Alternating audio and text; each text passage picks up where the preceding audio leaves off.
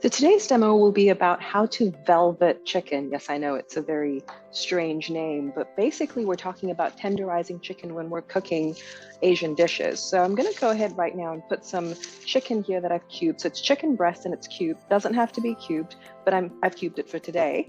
And I'm going to put it in this bowl. What we're actually going to do is, every time you've been to a restaurant where you've had things like I don't know, kung pao chicken, or you've had a really good stir fry and you've noticed that the chicken is really tender and juicy, there's actually a trick to why that is. And so today's video will be about how you can do this for yourself at home. So with this chicken, I've basically just put it in here into a bowl. And what I'm going to start with first is a marinade, right? And there's going to be two things that I put in. There's going to be soy sauce for a little bit of salt. And then I'm going to be putting in shaoxing, or Chinese rice wine. Now, if you don't have that, you can of course use things like sake or anything like sherry, for example. And what we're doing first is marinating the meat, because what we'll do next is actually seal it up with some cornstarch before we velvet it. And that's actually the trick to how it stays tenderized. So I'm going to go in with half a tablespoon's worth of soy sauce for half a kilo of chicken. So we're not talking about a lot of marinade here because we just want all of that marinade to go into the chicken. So we want it to absorb basically. And then I'm going to go in with a tablespoon of shaoxing wine. So that's half, and now that's one. And that's plenty. So we're going to let that sit for a minute and just absorb into the chicken. We should see no liquid left. And while that sort of absorbs, and usually that takes about 5 to 10 minutes, we will create what I call the cornstarch paste, or sludge, some people call it. And that's really going to be what seals up the chicken. So there's many ways to do this. I'm just going to set that to the side for a second while I get my cornstarch setup going.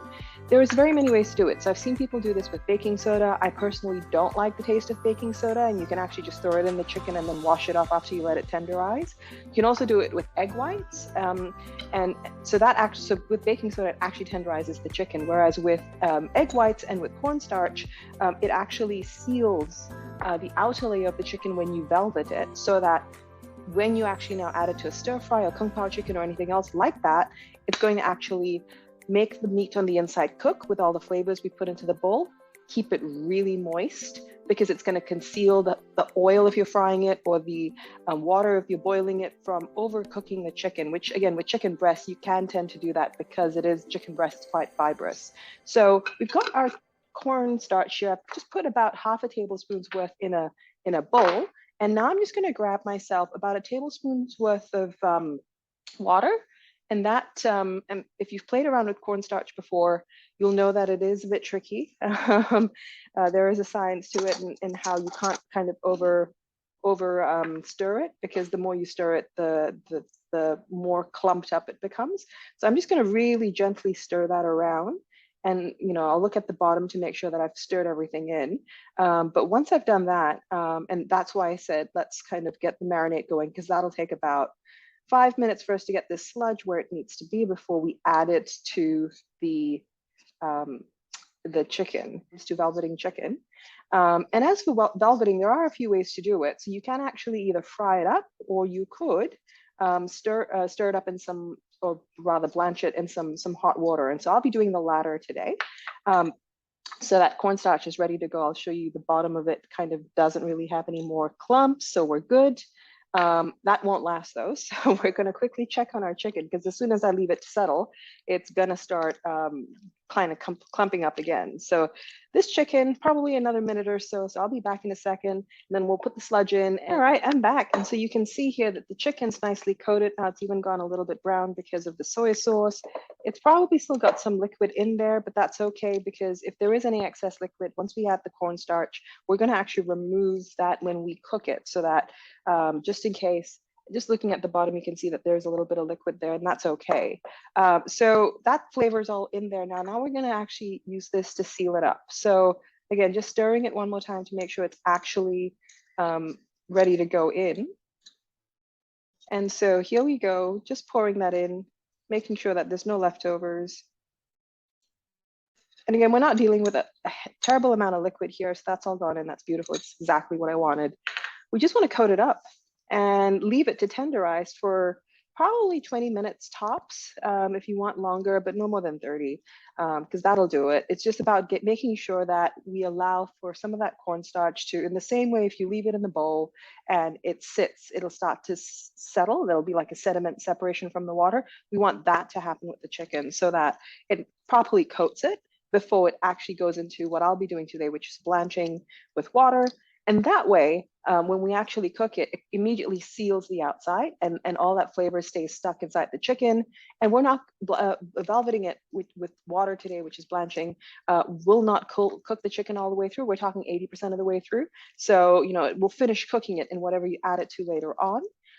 You could also velvet it. You can add some oil to the pan and just fry it up so that it goes opaque on the outside. That's what we're looking for in terms of color. So we're going to leave this now for 20 minutes or so, and then come back with a pot of water. And I'm going to just add a little bit of salt to get the water boiling faster. And then we will velvet this chicken and we will be ready to add it to anything we want to. So stay tuned. I'll be back again. All right, so we're back. It's been about half an hour or so. You can see that cornstarch or cornstarch sludge has now covered up the chicken nicely.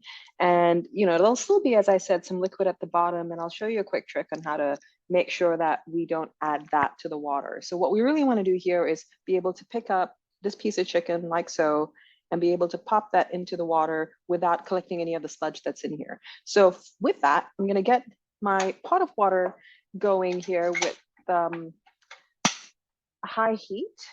Got some water here that I'm going to bring to the boil. I'm going to add just a pinch of salt just to get that water up to that boiling point and keeping it there. And I'm going to use my trusty fork. That's the trick to picking up the chicken and putting it in so that it doesn't clump together and also it doesn't pick up the sludge that's in the bowl. So with that, just going to, that water is nice and ready to go now. So I'm going to go ahead and just add chicken pieces in like that. So this way, if I used a spoon, I'd immediately be picking up some of that sludge that's inside the bowl that I don't want to have added to the pot. So this is just brilliant. I actually forked that one in all the way, which is quite funny. And you will see that very quickly, and I'll do it in batches. So I just wanted to show you how the water stops boiling. We really want that cornstarch to cook on the outer layer of the chicken. And I'm not going to overcrowd the bowl because I don't want then to bring the temperature of the water too far down. That's plenty. So just enough to cover it in there and just kind of get it going. Once it starts to come back up to a simmer, and only a slight simmer, not to a rolling boil, because we don't want to cook this all the way, then we know we sort of have exactly what we need by way of sort of the color. So you can see now that didn't take very long at all. That boil is starting to come back up. That's my cue to go ahead and let me just show you that. That's an opaque color, not cooked all the way through, but not raw. And that's that cornstarch that really adds that opaque color. And you were to use egg whites, that would add to it as well, because that's basically cooking the cornstarch or the egg whites on the outside. And so here's me removing all of it and setting it aside. And it's ready now to add to virtually anything. So you could add it to, like I said before, kung pao chicken. You could add it to curries. Thai curries really benefit from this. Any stir-fried noodles would go just as well. And there you have it. Velveted chicken, in this case, blanched velveted chicken I prefer because it is the, you know, sort of healthier approach. No oil in this at all. And off I go to complete the rest of it.